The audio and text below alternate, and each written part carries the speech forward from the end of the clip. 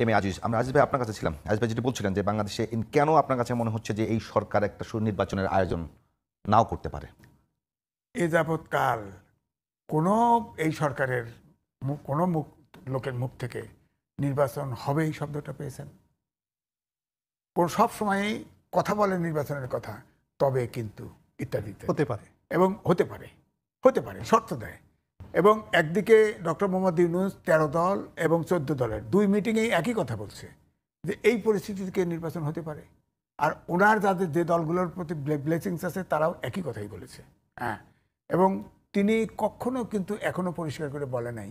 লন্ডনের বৈঠকের পরে আপনিও এক্সপেক্ট করছিলেন নিশ্চয়ই ওই জাতীয় নিরাপত্তা উপদেষ্টা যার বিএনপি পদত্যাগ চেয়েছিল, সেই বললো না ইলেকশন কমিশন নির্বাচন ঘোষণা করবে, বলছিল না? হ্যাঁ, ওখানে যৌথ বিবৃতিতে বলেছিল। পরে চিফ ইলেকশন কমিশনার কি বললো, সরকারের সাথে দেখা করে মনোভাব বুঝবো। হ্যাঁ, মনোভাব বুঝার পরে চুপ। হ্যাঁ, এরপরে হঠাৎ করে দেখা গেল প্রেস সেক্রেটারি বলে দিল যে ডিসেম্বরের ভিতরে সকল ইলেকশনের প্রস্তুতি নেওয়ার কথা প্রধান উপদেষ্টা বলেছে। তো এখন এই 2টা মিটিং পরপর 3টে মিটিং হলো। প্রথম মিটিংয়ে আপনার এনসিপির সাথে বিএনপি মিটিং করতে গেল। অনেক জায়গায় তো ফখরুল ইসলাম আলমগীরের গলার ওই কার্ড ঢুকায় দেয়, মালা ঢুকায় দেয়, এনসিপির নেতার গলায় ঢুকায় দেয়, ফুলের মালা দেয়। হ্যাঁ, এখনো তো এনসিপির নেতা নাহিদ এখনো সরকারি বাসায় আছে। কি মনে করেন আপনি? এবং ওখানে এই যে আর 2 উপদেষ্টা আছে না, ওই পাশাপাশি থাকে, গুটু করে 3জনই গুটু করে, যা করে কয় যে এনসিপি আলাদা দল। কোথায় আলাদা দল? সরকারের অংশ, সরকারের দল, ওটা সরকারের দল। এখন আমি বলবো যে এখন যদি এই ফেব্রুয়ারিতে যেটা ইনডাইরেক্টলি বলার চেষ্টা করেছে, যেমন মোস্তফা কামাল হায়দার বলেছেন, তার কাছে হয়তো অনুমান হয়েছে, অথবা তাকে দিয়ে বলাই দিছে। যাই করুক, ফেব্রুয়ারিতে যদি নির্বাচন, অর্থাৎ ফেব্রুয়ারিতে নির্বাচন তো 4-5 দিনের ভিতর ঘোষণা করা, যদি ঘোষণা না করে তাহলে বিএনপির উচিত হবে, আমি উদাহরণ দিচ্ছি, 69 সালের আগে এনএসএফ ছিল আইয়ুব খান। এই এনএসএফ এর উৎপাতে কোনো আন্দোলন পাকিস্তানের এখানের বিরুদ্ধে কোনো আন্দোলন তৈরি করা যায়নি, তারা দমন পীড়ন করে বন্ধ করে দিল। এরপরে মন্টু, সেলিম, খসরু এরা এই এনসিপিকে দমন করছে, দমন করার পরে এনএসএফকে দমন করছে, আন্দোলন চাঙ্গা হয়েছে। 69 সালে আন্দোলন হয়ে গেছে, এরপরে স্বাধীনতা যুদ্ধ চলে গেছে দেশ। এখন যদি এই ইলেকশন, যদি আমার বক্তব্য হচ্ছে এখানে হয়তো বিএনপি বিশ্বাস করছে এটা যদি হয়, তাহলে আমার বক্তব্য হচ্ছে ডক্টর মোহাম্মদ ইউনূসের যে দল, কারণ সেই দল তাকে নিয়োগ করেছে এই এনসিপি, সেই দলকে বলেছে তারা দল করবে, নইলে রাজনৈতিক দল সব খেয়ে ফেলবে। তো তাদেরকে এই রাজনীতির মাঠ থেকে দূর করতে হবে, কারণ 52 সাল থেকে আজ পর্যন্ত সব আন্দোলনে ছাত্ররা নেতৃত্ব দিয়েছে, এত বিতর্কিত কোনো দল হয় নাই। এবং এই 7-8টা জেনারেশন বিজ্ঞানের যুগে ডক্টর মোহাম্মদ ইউনূস ধ্বংস করে দিয়েছে। এই দেশ আগামী 10 বছর পরে টের পাবেন, বিদেশে প্রবাসী যাবে না, এই দেশের লোক সব সার্টিফিকেট নিয়ে বগল দাবা করে ঘুরবে, কোনো লেখাপড়া নেই। বিজ্ঞানের যুগের একপাল লেখাপড়া বাংলাদেশের নাই। এবং তারপরে এখন ছাত্রদের ভিতরে এমন ঢুকাই দিছে যে এরা এখন আর বিসিএস দিতে চায় না। কোঠায় আন্দোলন করছে না বিসিএস দেওয়ার জন্য না, ওরা আর বিসিএস দিতে চায় না। এখন একবারে এমপি হবে, একবারে মন্ত্রী হবে ডাইরেক্ট। আর ডক্টর মোহাম্মদ ইউনূস শিক্ষক, তাদের বলে তোমরা সব উদ্যোক্তা হও। একদিন বলছে যে তোমরা ক্লাস। আপনাকে একটু থামিয়ে দিয়ে গোলাম মোল্লা রনি আপনার কাছে আসবো একটু, যে পতিত শক্তিগুলো গন্ডগোল লাগিয়ে নির্বাচন আয়োজনের ভণ্ডুল করার চেষ্টা করছে, সাথে জামাতের আমির বা সাথে এনসিপির নেতা নাহিদের সবাই বলছে যে এই পরিস্থিতিতে কিসের নির্বাচন, এই দুইটা জিনিসের মধ্যে কোনো সম্পর্ক খুঁজে পান কিনা?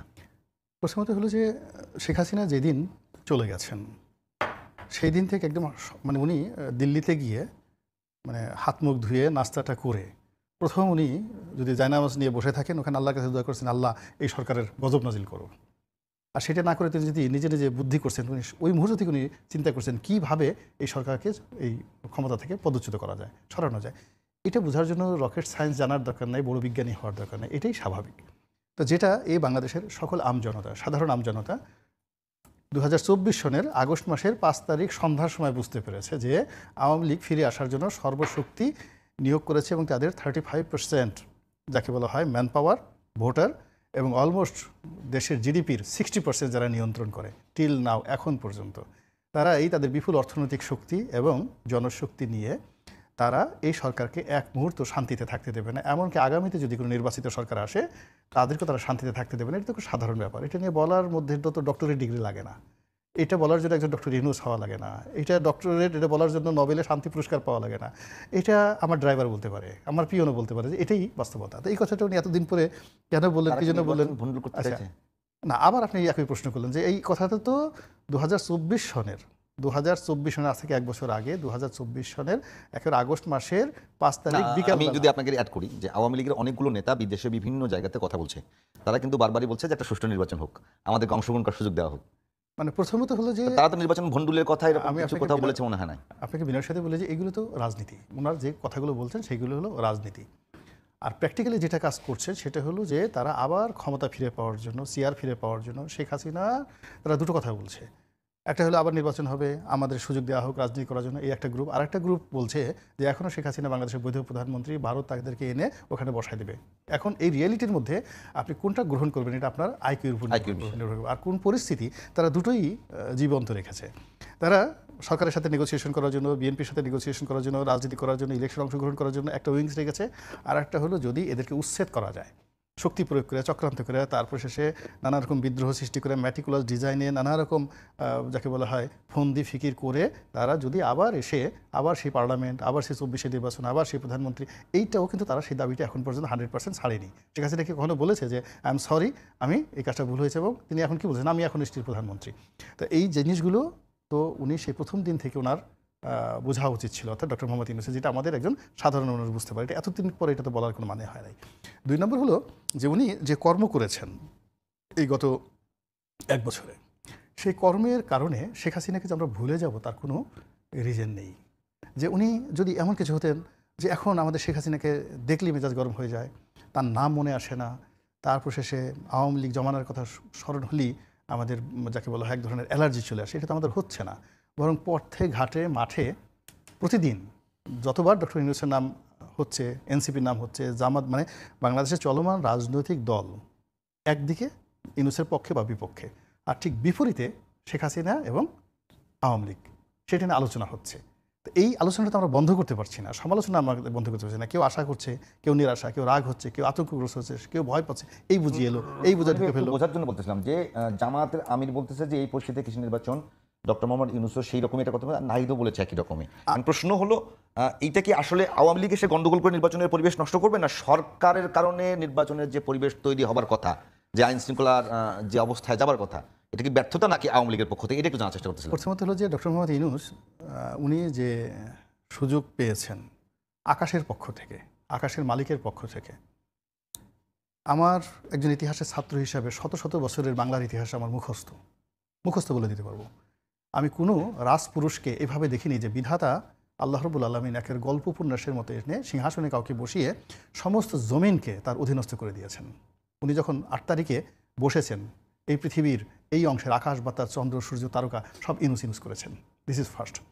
সেকেন্ড থিং হলো মানুষের মনে সমস্ত রাজনৈতিক দল একটা মহব্বত পয়দা করে দিয়েছিলেন। উনি যা বলেছেন সবই আমাদের কাছে একটা অমৃত মনে হয়েছে। উনি মিথ্যা কথা বলতে পারেন না, উনি ছলচাতুরি করতে পারেন না। He is a gentleman, he is a pious man, he is a good man, he is a aged man, he is a Nobel laureate. এই জিনিসগুলো আমরা পুরো 2024 সনের ডিসেম্বর পর্যন্ত আমরা শুধু জিকির ফিকির করেছি। আমরা একবারও ওনার এবং ওনার সরকার সম্পর্কে এবং এই এনসিপির এখন যারা কর্মকর্তা আছে তাদের সম্পর্কে এই বাংলায় 2024 সনে একটা ট্রু শব্দ উচ্চারণ হয়নি। ছেলেরা অন্যায় করছে, ই করছে, আমরা কিচ্ছু বলিনি, আমরা সব কিছু মেনে নিয়েছি। এই সুযোগকে কাজে লাগিয়ে তারা যদি পলিটিক্যালি আওয়ামী লীগকে চিরজন্মের জন্য তাদের কবর দিতে পারতো, যদি তারা ম্যাচিউরড হতো 2024 সনে, 2025 সনে এসে আওয়ামী লীগের জুজুর ভয় দেখানোর, মানে আমাদের দেশে হলো কি ধরেন হিটলারের পরাজয় হয়েছে, মুসলিমের পরাজয় হয়েছে, তাদের নামও কিন্তু আসেনি, তাদের নামও এখন ওখানে কেউ নেয় না। আমরা এখানে বসে নেই, কিন্তু জার্মানি গিয়ে দেখেন হিটলার নাৎসি পার্টি এটা নিয়ে কোনো আলোচনাই নাই। তাই এখানে আমরা সেই 2024 সনের মধ্যে সবাই যেখানে ধরে নিয়েছি there is no Sheikh Hasina, there is no Awami League, nothing, without Awami League, without Sheikh Hasina, আমরা একটা বিকল্প বাংলাদেশের কথা সবাই কল্পনা করেছি। এর মধ্যে কারো অসততা ছিল না, এমনকি আওয়ামী লীগের যারা বাংলাদেশে ছিল তারাও বলছেন না জীবনে আর এটা হবে না। ইভেন তারা রিকনসিলিয়েশন করে যদি এনসিপিতে আসতে পারে, বিএনপিতে আসতে পারে, জামাতে ঢুকতে পারে, ডক্টর ইউনূস করতে পারে, এইভাবে আওয়ামী লীগের লোকজন চিন্তা ভাবনা করেছে। এমন কি হলো 2025 সন থেকে এখন আওয়ামী লীগই সবার প্রধান প্রতিপক্ষ। আপনি বিএনপিকে জিজ্ঞেস করে দেখেন, বিএনপির প্রতিপক্ষ ইউনূস সাহেব না, আওয়ামী লীগ। জামাতের ভয়ের কারণ কি? আওয়ামী লীগ। এনসিপির ভয়ের কারণ কি? আওয়ামী লীগ। ডক্টর ইউনূসের ভয়ের কারণ কি? আওয়ামী লীগ।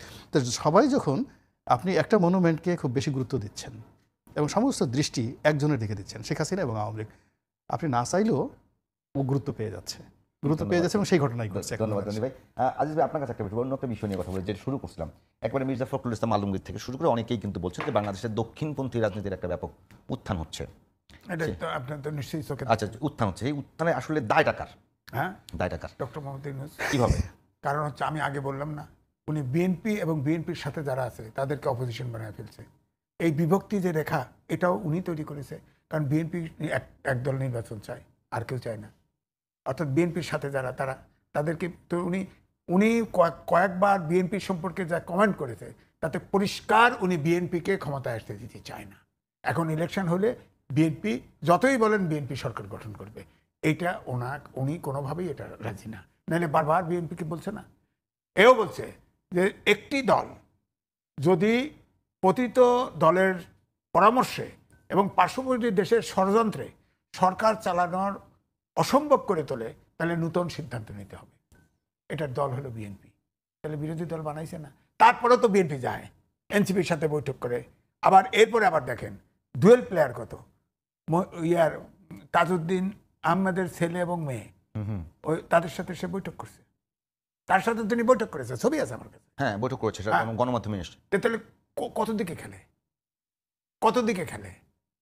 এই জন্য অনেকেও মনে করে যে বিএনপিকে ঠেকানোর জন্য আবার ওখানে আবার আসবে একটা বিষয়, মানে এটা রনি ভাইয়ের কাছে শুনবো, আপনার কাছে একবার বলি যে বাংলাদেশে যে ইসলামপন্থীরা এখন তাদের সক্ষমতা দেখাচ্ছে, সেই সক্ষমতা কি শুধুমাত্র ডক্টর ইউনূসের তাদের প্রতি একটু নমনীয় ভাব, নাকি এর পেছনে অন্য কোনো কারণ আছে? শোনেন, অনেক বেশি বুদ্ধি হয়ে গেলে বুদ্ধি কাজ করে না, বুঝতে পারছেন? ওনার বেশি বুদ্ধি হয়ে গেছে, সারা পৃথিবীর বিচরণ করে, রাষ্ট্রপ্রধান সরকার প্রধানের বক্তৃতা দিয়ে টাকা নেয়।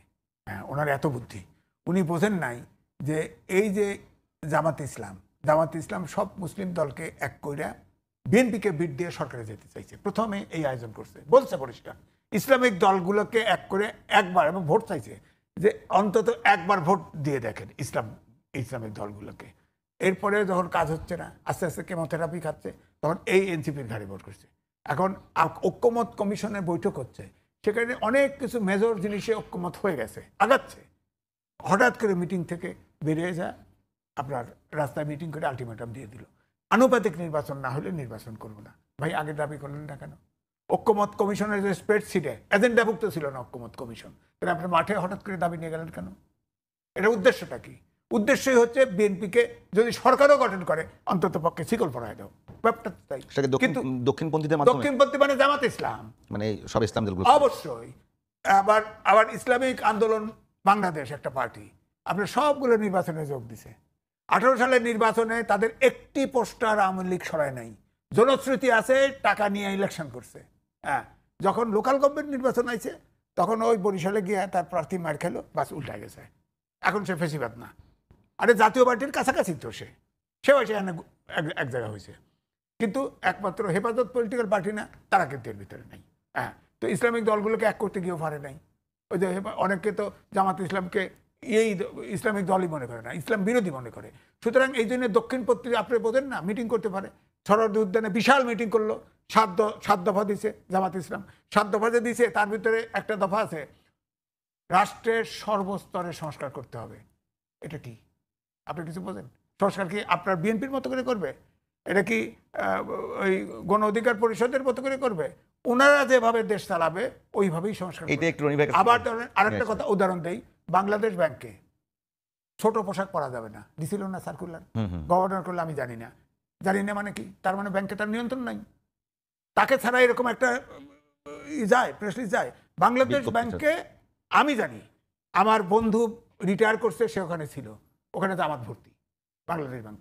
বাংলাদেশ ব্যাংকে ছোট পোশাক পরা যাবে না। দেশ কোন দিকে যায় বোঝেন না? ওই যে আন্দোলনের শেষে 5ই আগস্ট আন্দোলনের শেষে কতগুলো মাজার ভাঙছে, একটা বিচার হয়েছে?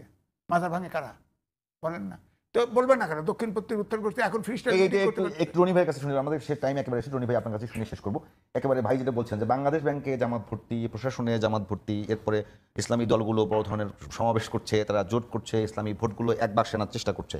এরপরে সবাই আশঙ্কা করছে যে একটা দক্ষিণ পন্থার উত্থান হচ্ছে। এই উত্থানের কারণটা কি, আর বাস্তবতা কি এরকম কি না বাংলাদেশে ইসলামপন্থীরা ভালো করবে, আর দায়কার পুরোটাই এক বলবেন। আর কোন প্রশ্ন? ভালো করবে না, ওই ঘুরে ফিরে খেলবে ভালো, গোল করতে পারবে না। প্রথমত হলো যে ইসলামপন্থী যে দলগুলো, তারা বাংলাদেশে একটা আফগানিস্তানের মতো আমিরাত তৈরি করতে চাচ্ছে। একটা তালেবানি রাষ্ট্র তারা প্রতিষ্ঠা করতে চাচ্ছে এবং বেশ কয়েকজন নেতা সরাসরি বিভিন্ন সাক্ষাৎকারে তারা বলেছেন যে খেলাফত যে তারা খেলাফত কায়েম করতে চায় এবং একটা রাষ্ট্র তাদের কাছে এই মুহূর্তে মডেল হল আফগানিস্তান।